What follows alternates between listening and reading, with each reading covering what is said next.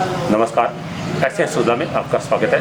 मैं हूं शिव कुमार तिवारी। मित्रों, कोरोना के प्रकोप में मौसम भी लोगों को लगातार डरा रहा है और ये मौसम बहुत बड़ा नुकसान भी कर रहा है, क्योंकि बार बार बारिश होना और सर्दी गर्मी का मौसम बार बार चेंज होना लोगों के स्वास्थ्य के लिए नुकसान देता ही है। मैं इस समय आपको सुबह का दृश्य दिखा रहा हूँ 7 बजे का। रात्रि 12 बजे से सुबह 7 बजे तक लगातार बूंदाबांदी बारिश हो रही है और मौसम में लगातार ताप में गिरावट और बढ़ोतरी हो रही है और ये हर किसी के लिए खतरनाक है। लेकिन इस मौसम में रात में सुजानगढ़ को एक बड़ा नुकसान किया है। एक करीब 87 परिवार के घर पर बिजली गिरी है और बिजली गिरने से उसके घर में बहुत सारा जो लड़की की शादी के लिए सामान इकट्ठा किया गया था वो जल गए और कॉल पर उसने बताया कि 1 लाख रुपये नगद भी जल गए हैं। और निश्चित रूप से जब गरीब लोगों पर वैसे भी मार पड़ रही है कोरोना की, ऐसे में अगर बिजली गिरने से किसी परिवार को इतना बड़ा नुकसान हुआ है तो निश्चित रूप से बहुत ही दर्दनाक घटनाएं कही जा सकती है। पहले आपको मौसम का हाल दिखाना चाहूँगा, उसके बाद में हम उस घर में चलेंगे जहाँ पर बिजली जो है वो कहर बन के एक गरीब परिवार पर टूटी है। सुजानगढ़ का दृश्य आप देख रहे हैं। रात्रि 12 बजे से लगातार हल्की हल्की बारिश हो रही है, बूंदाबांदी हो रही है और ये अभी सुबह 7 बजे तक जारी है।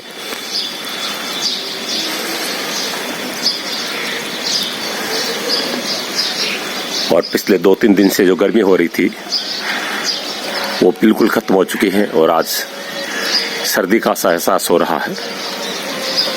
पूरा शहर भीगा भीगा नजर आ रहा, आप देख सकते हैं। सुबह के 7 बजे अभी भी बूंदाबांदी हो रही है। आसमान में घने बादल है।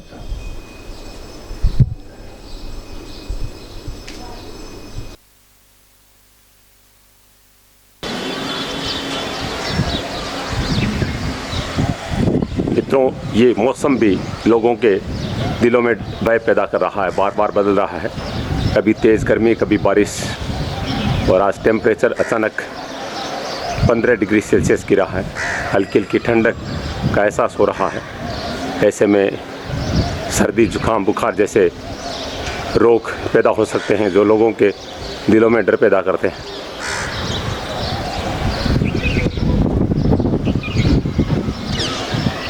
रात्रि 12 बजे से लगातार बूंदाबांदी हो रही है सुबह 7 बजे तक। मित्रों, कोरोना के प्रकोप में एक सांसी समाज के परिवार पर भी एक बड़ा प्रकोप आया है।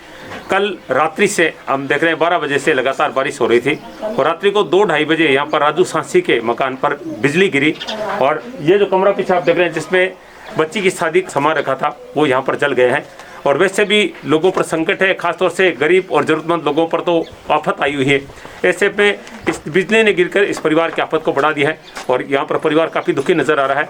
बताया जा रहा है कि नगद राशि भी जली है, बहुत सारा सामान इस बिजली के गिरने से यहाँ पर जल गए हैं। प्राकृतिक आपदा एक तो कोरोना के रूप में आ रही है और दूसरी बिजली बनकर इस परिवार पर गिरी है। ये कमरा आप देख रहे हैं, छत से बिजली गिरी है और कमरे में बहुत सारा सामान जल गया है।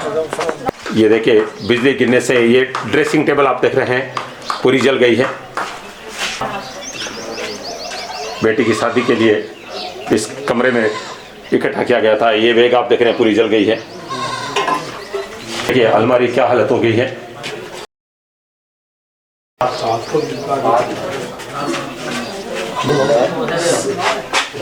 बिजली गिरने से राजू सांसी जो कि नयाबास में रहते हैं, उनके घर में बेटी की शादी के लिए सामान था वो जल गए हैं। इस कमरे से होकर बिजली गिरी है, आप देख रहे हैं यहाँ पर। ये देखिए, पानी डालकर बुझाने का प्रयास किया गया। इस कमरे में का सारा सामान जल गया है। तो यहाँ से दीवार तोड़कर ये बिजली गिरी है इस कमरे में। देखिए यहाँ पर बड़ा सुराख हो गया है और यहाँ पर भी आप देख रहे हैं यहाँ पर भी एक छेद है कि छत टूट गई है पूरी। यहाँ से बिजली गिरी है। ये देखिए, यहाँ की सारी टाइल्स वगैरह सब उखड़ गई है। नयाबास का दृश्य आप देख रहे हैं। ये आखिर छोर पर मकान है। ये आप देख रहे हैं जसवंतगढ़ का ताल है, ठड़ा जसवंतगढ़ का ताल। और इस आखिरी छोर पर सांसी परिवार का ये मकान है राजू सांसी का, जहाँ पर आकाशीय बिजली गिरी है। देखिए यहाँ छत का दृश्य दिखा रहे हैं। यहाँ से बिजली ने प्रवेश किया कमरे में और सारी टाइल्स उखड़ गई। आप देख रहे हैं चूना वगैरह सब उखड़ गए हैं। गद्दे, ड्रेसिंग टेबल, फर्नीचर सब कुछ जल गया। आप देख सकते हैं कपड़े। आकाशीय बिजली गिरने से राजू सांसी के घर में ये भारी नुकसान हुआ है। गरीब लोग वैसे ही बहुत परेशान हैं। ऐसे में गरीब परिवार की जो परेशानी है और इस प्राकृतिक आपदा ने बढ़ा दी है। और ये बता रहे हैं कि 1 लाख रुपए नगद थे सूटकेस में, वो भी जल गए हैं। ये रत्ना है जिसके घर में नुकसान हुआ है। पति कश्मीर में फंसा हुआ है लॉकडाउन के चलते, और ये परिवार के लोग हैं जो यहाँ पर धीरज बंधाने के लिए आए हैं क्योंकि परिवार को नुकसान हो गया है। ये बेटी है इंदिरा जिसकी शादी के लिए ये सामान इकट्ठा किया गया था जो काफ़ी जल गया है यहाँ पर।